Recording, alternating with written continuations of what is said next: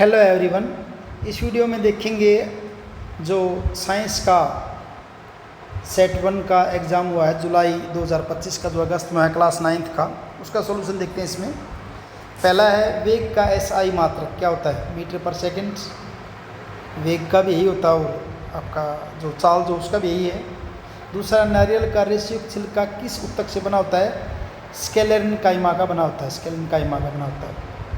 Third, द्रव अवस्था में परिवर्तित हुए बिना ठोस से सीधे गैस बनने की प्रक्रिया को ऊर्ध्वपातन कहते हैं, उसको सब्लिमेशन। टिंचर आयोडीन विलयन में विलय और विलायक, विलय होता है इसके अंदर आयोडीन और विलायक होता है इसके अंदर एल्कोहल।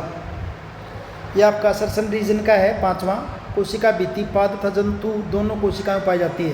ये पहला ही गलत हो गया अभी, और अगर पहला गलत है तो सीधा उसका आंसर क्या जाता है, आपका डी आ जाता है। आपको आगे पढ़ने की जरूरत ही नहीं है, डी आ जाएगा इसका आंसर।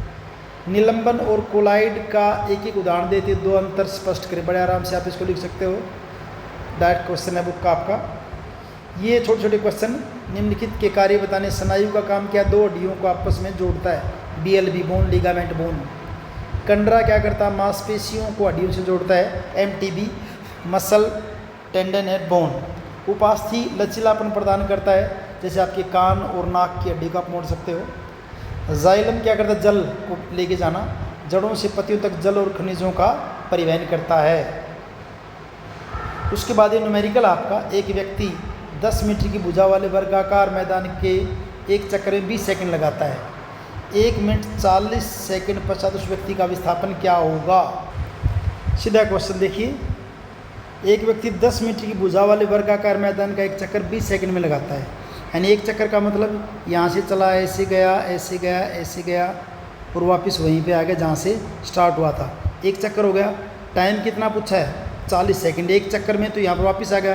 फिर दूसरा चक्कर स्टार्ट करेगा तो 2 चक्करों में वापस कहाँ पर आ जाएगा, यहीं आ जाएगा। तो यहाँ पे जहाँ से स्टार्ट हुआ वापस वहीं पर आ जाता भी एक चक्कर में टाइम कितना लगा रहा है, 20 सेकेंड। अगले चक्कर में टाइम कितना लगाएगा, 20 सेकेंड। इट मीन्स जहाँ चला था वहीं वापस आ जाएगा। तो इसका मतलब विस्थापन क्या हो जाएगा, आपका 0 हो जाएगा। विस्थापन क्या हो जाएगा, 0 हो जाएगा। आपने इसका जस्ट आंसर बताना है, तो आंसर क्या हो जाएगा इसका, 0 इसका आंसर हो जाएगा। उसके बाद 8वां क्वेश्चन है, उसमें क्या आपका जंतु कोशिका और पादप कोशिका में 3 अंतर। बड़े आराम से आप इनको लिख सकते हैं। माइटोकॉन्ड्रिया कार्य क्या है, ऊर्जा प्रदान करना, पावर हाउस कहते हैं इनको।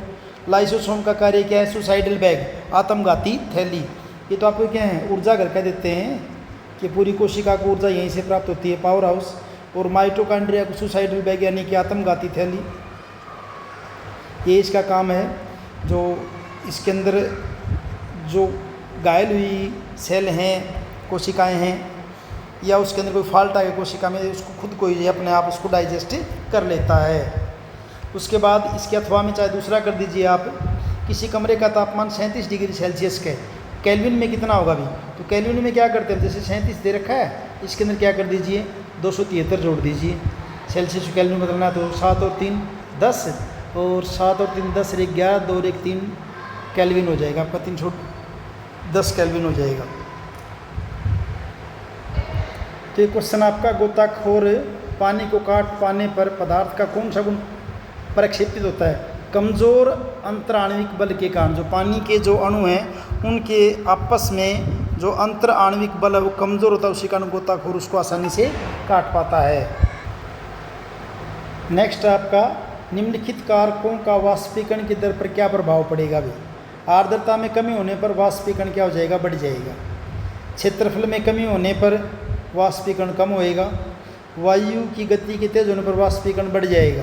और तापमान में वृद्धि होने पर वाष्पीकरण क्या हो जाएगा, आपका बढ़ जाएगा।